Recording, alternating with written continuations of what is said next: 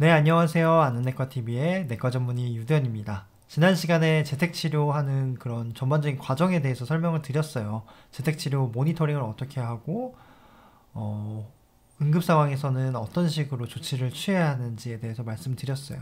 이번에는 재택치료하면서 실질적으로 우리가 일상생활에서 화장실은 어떻게 써야 되고, 같이 격리하시는 분들은 어떤 것들을 주의해야 되고, 쓰레기는 어떻게 버리고, 생필품이나 이런 것들을 어떻게 시켜야 되는지, 그런 조금 생활에 밀접하게 연관이 있는 부분에 대해서 말씀드려 보도록 하겠습니다. 이제 보건복지부 자료를 참고했고요. 그래서 질문이 여기도 Q&A 세션이 있었는데, 아파트 등 공동주택에서 주의할 점이 있나요? 라고 했을 때 공기를 통한 전파는 낮다고 이렇게 알려져 있고요. 그런데 여기 보시면 화장실의 환풍구를 비닐과 테이프를 덮고 밀봉하는 것들은 이제 권고를 하고 있어요. 아무래도 이제 화장실 뭐 위층 1층이 있고 이제 그 밑에 2층이 있을 텐데, 여기 화장실의 환풍구로 이제 화장실 내에 뭐 용변을 보거나 이러면 그 안에도 코로나 바이러스가 있을 수 있다고 제가 예전에 말씀드렸는데, 사실 전파력이 있는지 없는지 여부는 알 수가 없어요. 아직까지 데이터가 없어서. 근데 혹여나 여기 있는 바이러스들이 윗집으로 올라갈 수 있기 때문에 가급적이면 아무래도 좀 냄새가 날지 모르겠지만 전파의 가능성을 완전히 차단하기 위해서 여기를 이렇게 환풍구를 비닐과 테이프로 막아달라라고 권고를 하고 있습니다. 하지만 뭐 일반적으로 공기를 통한 전파 위험성은 낮다고 알려져 있어요. 그래서 환기를 또 자주 해줘야겠죠. 환기를 할 경우에는 자연풍으로 맞바람으로 하는 거예요. 맞바람. 그래서 뭐 베란다 창문만 열어둘 게 아니라 뭐 바깥에 창문도 열어가지고 공기가 이렇게 좌우로 통하도록 해야 되는데, 주기적으로 개방할 자연 환기를 해야 되고, 그리고 화장실 문은 항상 닫은 상태로 유지를 해주셔야 되고, 변기를 쓸 때는 변기 커버를 닫고 물을 내려주셔야 돼요. 그래서 어떤 그 확진자분의 그런 배설물이나 이런 뭐 유해 물질 같은 것들이 욕실 내에서 떠다니지 않도록 그렇게 각별히 주의를 해주셔야 되고, 확진자의 그 어떤 비말이나 이제 내수는 그런 호흡 속에 바이러스가 있을 수 있기 때문에 내부 순환 모드는 가급적 지양한다고 되어 있습니다. 그래서 재택치료 기간 동안은 배달 음식 택배 수령 가능한가요? 라고 질문하실 수 있는데, 당연히 가능하고요. 대신에 이제 비대면으로 접촉을 하셔야 돼요. 배달원 분께 전파의 가능성이 있기 때문에. 그리고 폐기물은 어떻게 해야 되냐요? 라는 질문을 하실 수도 있는데, 결론부터 말씀드리자면 재택치료 종료 후에 버리는 거예요.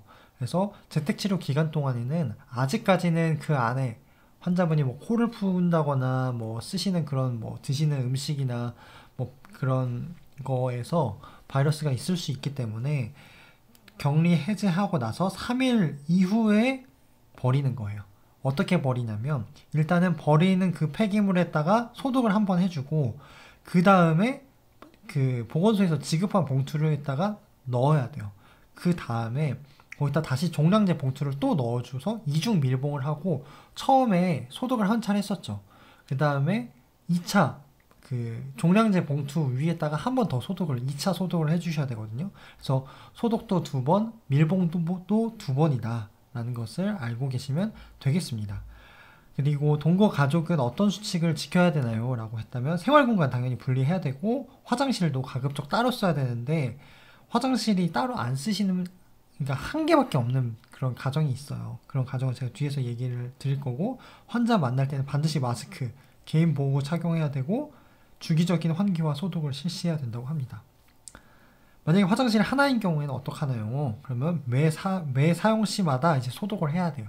그래서 확진 환자분이 변기를 쓰실 때마다 변기를 당연히 닫고 물을 내려주셔야 되고, 그 하고 나면 반드시 소독을 하고 나오셔야 됩니다. 그래서 보호자가 같이 사시는 계셔야 되는 꼭 그런 분들이 계세요. 혼자서 이제 생활이 안 되시는 장애인 환자분이 계신다거나, 아니면 노인 환자분인데 치매 환자거나 그러신 분들은 혼자서 집에 계실 수가 없기 때문에, 이런 분들은 돌봄이 필요한 거죠. 그래서 대신에 이런 분들의 자격이 있어요. 이런 분들도 이제 무조건 다 같이 이렇게 보호자 노릇을 할 수 있는 게 아니고, 응급 상황 발생 시 대처에 제한이 있는 자는 하면 안 돼요, 보호자가. 그리고 의사소통도 원활하게 돼야 되고, 보건소와 그 다음에 방역수칙 준수에 제한이 있는 자, 뭐 여기를 보면 예방접종 완료자에 한해서만 60세 이상인 경우에서는 보호자가 될 수 있다는 거죠. 그리고 보호자 외 동거인, 그러니까 보호자는 아니더라도 어디 갈 곳이 없는 거예요. 이런 분들은. 그래서 가족이 뭐 예를 들어서 부부 두 분이 확진이 한 분은 되고 한 분은 안 되는데 한 분이 뭐 확진됐다고 해서 어디 호텔이나 이렇게 묵을 수가 없는 그런 상황이면 이제 그분들은 보호자 외 동거인이라고 이제 명명을 하는데 공동 격리자인 거죠.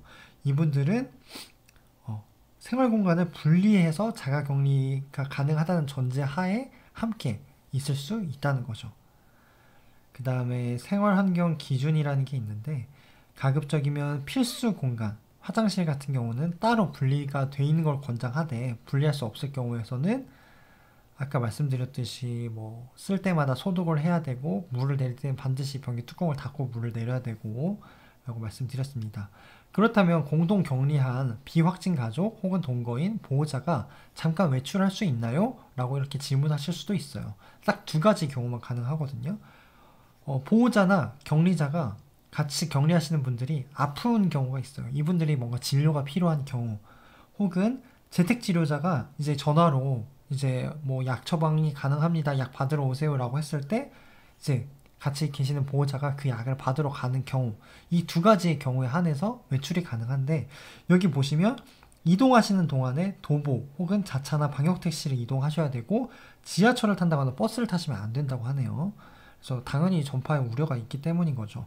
그래서 이 안에서도 이 격리하시는 공동 격리자조차도 그때 어플을 까셔야 되고 그 보고하지 않은 상태에서 외출을 하시게 되면 무단 이탈로 간주가 돼서 알람이 올 수 있으니까 이 점은 반드시 먼저 연락을 하셔야 돼요. 보건소측에다가. 그래서 이걸 위반했을 경우에는 형사 위반 뭐 그런 고소들을 당할 수 있으니까 주의하셔야 되겠습니다. 그 다음에 모든 가족이 만약에 격리가 돼서 생필품을 못 사요. 그런 부분 때문에 외출을 꼭 하셔야 된다는 가족분들이 계실지 모르겠지만 안 된다고 하네요. 그래서 어떤 식으로 그럼 이분들이 생필품을 배급받아야 되냐 했더니 온라인 구매를 이용하라고 합니다. 공동격리자가 약을 이제 수령 받으러 이제 이동을 하고 있어요. 엘리베이터 타도 되나요? 라고 여쭤보실 수도 있죠. 근데 엘리베이터로 인한 전파 가능성은 크지 않기 때문에 KF 마스크만, 구사 마스크만 잘 쓰고 있으면 된다고 합니다. 그 다음에 재택치료 보호자가 사종보호구라고 해서 이거거든요. 완전히 그냥 풀세트, 얼굴도 막고 장갑, 그 다음에 이렇게 큰 보호구를 다 착용을 해야 되냐요? 라고 했을 때는 항상 뭐 일주일 내내 이러고 있을 수는 없잖아요. 그래서 여기는 보호자가 재택치료 대상자의 분비물을 접촉하는 경우에 한해서만 이렇게 만발의 준비를 하셔야 되고 만약에 불가능한 경우에는 최소한의 마스크와 장갑, 접촉 전후에 손닦기를 하셔야 된다고 합니다. 그 다음 만약에 이제 청소년이 이제 집에 계속 같이 있는 청소년이 있을 수 있잖아요. 그래서 뭐 예를 들어 아버지가 걸리거나 어머니가 걸리셨는데 자제분들이 어디 갈 곳이 없어요. 누구 맡아주실 분들이 안 계세요. 그럼 집에 같이 있어야 되는데 이 친구들이 이제 학교에 못 가잖아요. 그럴 경우에는 출석 인정이 되나요? 라고 했다 뭐 여쭤보실 수 있는데 출석이 인정된다고 합니다. 대신에 원격으로 또 수업도 참여하고 교육 동영상이나 온라인 과제물도 제공을 한다고 하니까요. 너무 염려하지 않으셔도 될 것 같습니다. 이상으로 이제 코로나 이제 재택 치료 하실 때 함께 확진자랑 이제 격리하시는 분들께서 생활 수칙 같은 것들을 어떤 식으로 지켜야 되고 어떤 식으로 이제 대처를 해야 될지에 대해서 말씀드렸습니다. 이제 다음 시간에는 이 기간이 이 길고도 긴 열흘이라는 시간이 지나서 어느 시점에 격리를 해야 되고 격리할 땐 PCR을 해야 되는지 이런 부분에 대해서 말씀드려 보도록 하겠습니다. 지금까지 경청해 주셔서 감사합니다.